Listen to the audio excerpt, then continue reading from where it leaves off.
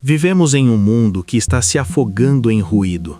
É uma inundação implacável de informações, notícias de última hora, clipes virais, opiniões de especialistas, todas competindo pela nossa atenção, todas gritando que elas são a verdade.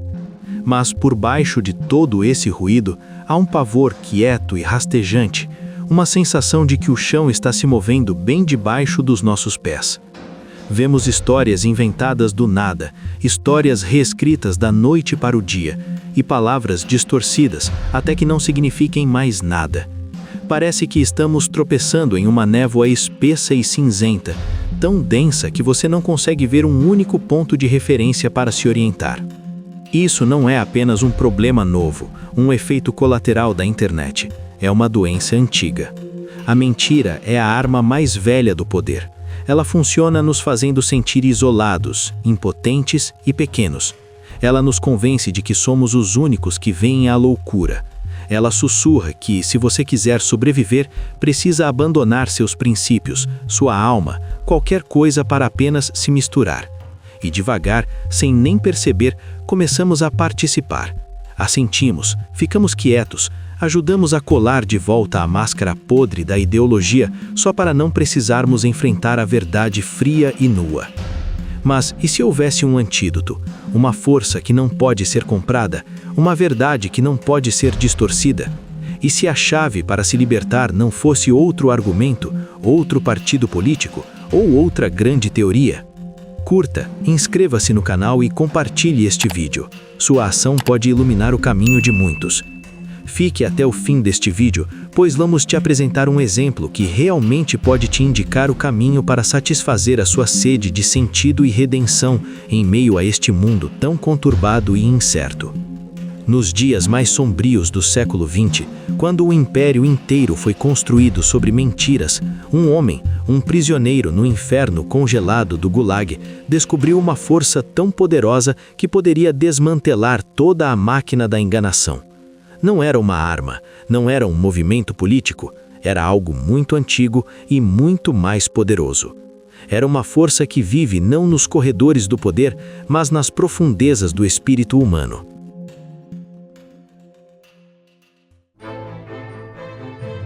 Era Alexander Solzhenitsyn.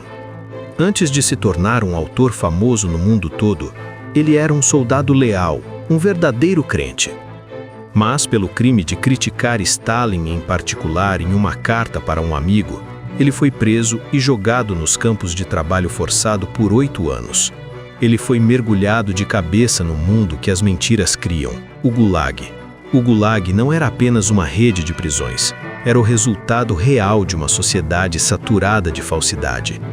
Era um mundo onde ser inocente te tornava culpado, onde dizer a verdade era traição, e onde milhões eram sistematicamente destruídos, não apenas seus corpos, mas suas almas.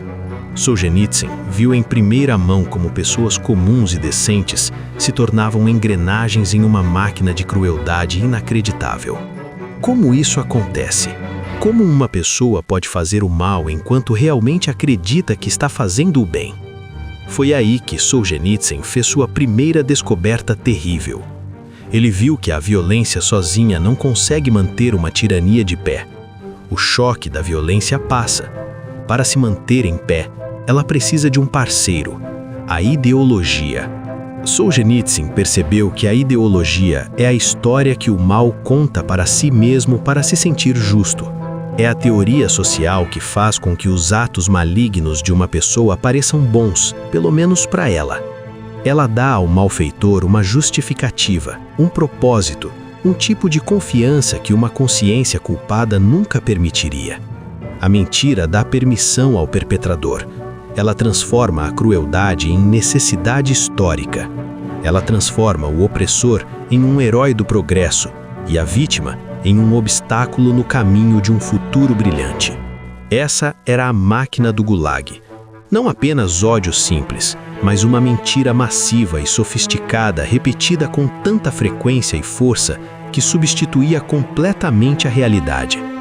Ela criava um mundo onde, como Solzhenitsyn escreveu, a mentira se tornava uma forma de existência. Nessa névoa sufocante, Para onde você se vira? Se toda promessa política, todo sistema filosófico pode ser construído sobre uma base de mentiras, o que resta para confiar?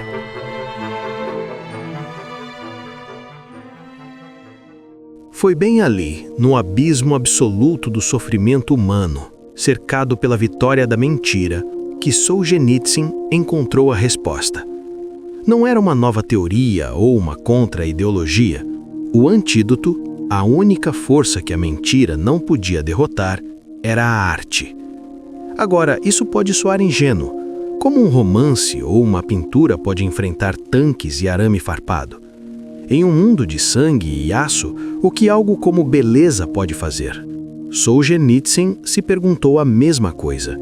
Anos depois, em sua palestra do Prêmio Nobel, ele refletiu sobre uma frase misteriosa do romancista do século XIX, que moldou sua própria vida, Fyodor Dostoiévski. A frase era simples: a beleza salvará o mundo. Por muito tempo, Solzhenitsyn achou que era apenas uma frase bonita. Quando na história sanguinária a beleza salvou alguém de algo? Ele perguntou. Enobreceu, elevou, sim, mas quem ela salvou? Mas no Gulag, ele finalmente entendeu. Ele viu a diferença entre uma mentira e uma história verdadeira.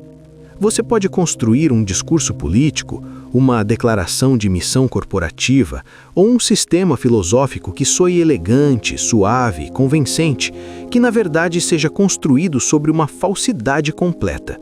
E então alguém pode vir e fazer um argumento igualmente elegante para contrariá-lo. Vemos isso todos os dias. Somos informados de uma coisa, depois o exato oposto, e ambas soam plausíveis. É por isso que essas coisas são ao mesmo tempo confiadas e desconfiadas. Elas apelam para nossas mentes, mas, como Solzhenitsyn apontou, é inútil argumentar por algo que o coração não sente ser verdadeiro. Uma obra de arte verdadeira, no entanto, funciona em um nível completamente diferente. Solzhenitsyn viu que uma obra de arte genuína carrega sua própria prova dentro dela.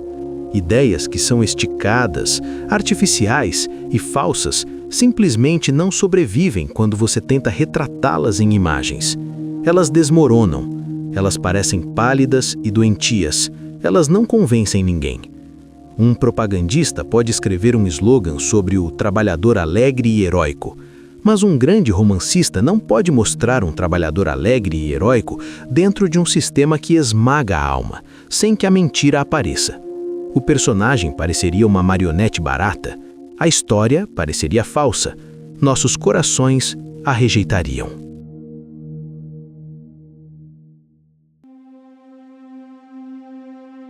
Esse é o poder secreto da arte. A arte verdadeira não apenas diz algo, ela mostra. Ela transmite toda a experiência vivida de outra pessoa, com toda a sua dor e cor, diretamente para sua alma. Ela permite que você absorva a experiência de outro como se fosse sua.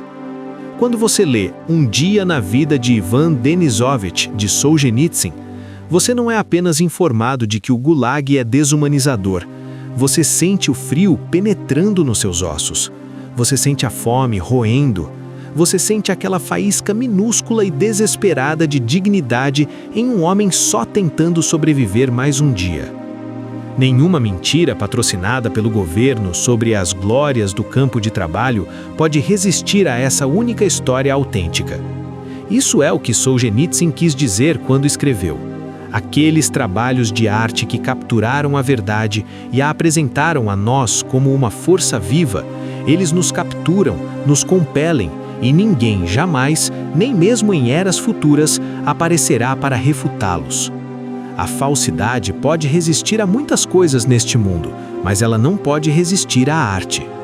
Pense no Guernica de Picasso. Ele não faz um argumento político sobre a Guerra Civil Espanhola. Ele ignora nosso cérebro e grita o horror da violência diretamente para o nosso sistema nervoso. Os corpos distorcidos, o caos, o sofrimento cru é uma verdade mais poderosa do que qualquer relatório de notícias poderia ser. Você não pode argumentar com ela, você só pode testemunhá-la. A arte, nesse sentido, se torna o portador daquele trio antigo de verdade, bondade e beleza. Em um mundo onde as estradas diretas para a verdade e a bondade estão bloqueadas pela propaganda, talvez Solzhenitsyn sugeriu os galhos selvagens, imprevisíveis e inesperados da beleza possam romper o concreto e chegar ao mesmo lugar. E, ao fazer isso, cumprir o trabalho de todos os três. A frase de Dostoiévski não era um comentário descuidado, era uma profecia. Então, o que isso tudo significa para nós, bem aqui, bem agora, em nossa própria névoa de desinformação e raiva? Isso significa que nossa melhor defesa contra as mentiras que tentam nos dividir e controlar não é combater ruído com mais ruído, é buscar, valorizar e nos imergir em arte verdadeira. Isso não é sobre escapar da realidade, é sobre se envolver com ela em um nível muito mais profundo. Significa escolher o romance que explora a verdade bagunçada e contraditória de uma vida humana em vez do comentário quente que te dá respostas fáceis. Significa passar uma hora em um museu realmente deixando uma pintura falar com você, em vez de outra hora rolando por indignação fabricada online. Significa ouvir aquela peça musical que corta seu cinismo e te lembra de uma alegria ou uma tristeza que parece mais real do que qualquer outra coisa. A arte verdadeira é uma forma de resistência. O propagandista quer achatar o mundo em caixas simples, bem versus mal, nós versus eles. Mas o artista verdadeiro sabe que a linha que separa o bem e o mal não passa entre países, ou entre classes, ou entre partidos políticos, mas bem através de cada coração humano. Essa é a verdade que a arte nos mostra, e é uma verdade tão profunda que todas as mentiras simples da ideologia se tornam impossíveis de engolir.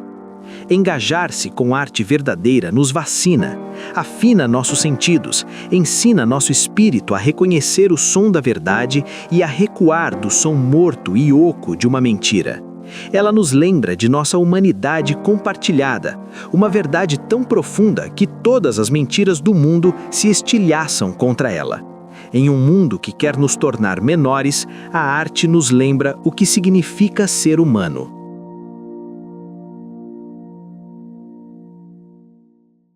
Em seu poderoso ensaio Viver Sem Mentiras, Solzhenitsyn traçou um caminho simples para a resistência pessoal.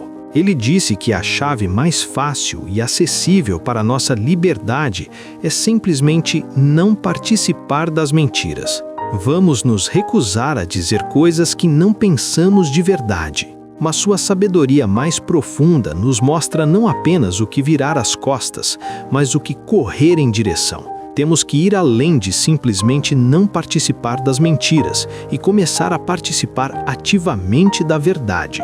E a forma mais poderosa e duradoura dessa verdade é a arte. A beleza, em seu sentido mais profundo, não é sobre beleza superficial, é sobre a verdade brilhante, aterrorizante e inegável de ser humano. É a beleza do sacrifício, da compaixão aprendida através do sofrimento, de um espírito que se recusa a quebrar. Essa é a beleza que salva o mundo, porque salva nós, uma pessoa de cada vez, da mentira de que somos inúteis, de que a esperança se foi e de que estamos todos sozinhos. Ela nos lembra que uma palavra de verdade pesa mais que o mundo inteiro. E essa verdade, carregada no vaso da arte genuína, é uma luz que nenhuma quantidade de escuridão pode apagar. Então, da próxima vez que você se sentir perdido na névoa, da próxima vez que o ruído for demais, vire-se para uma grande obra de arte. Deixe que ela seja sua âncora. Deixe que ela reoriente sua alma. E então, nos comentários abaixo, compartilhe uma peça de arte, um livro, uma música, um filme, uma pintura que mostrou uma verdade profunda para você. Não se esqueça de curtir e compartilhar este vídeo. E se você puder, ajude o nosso canal comprando os livros ou qualquer outro artigo na Amazon pelo nosso link de afiliados na descrição. Vamos construir um catálogo de resistência, um testemunho da única força que pode e vai derrotar as mentiras que estão tentando nos destruir.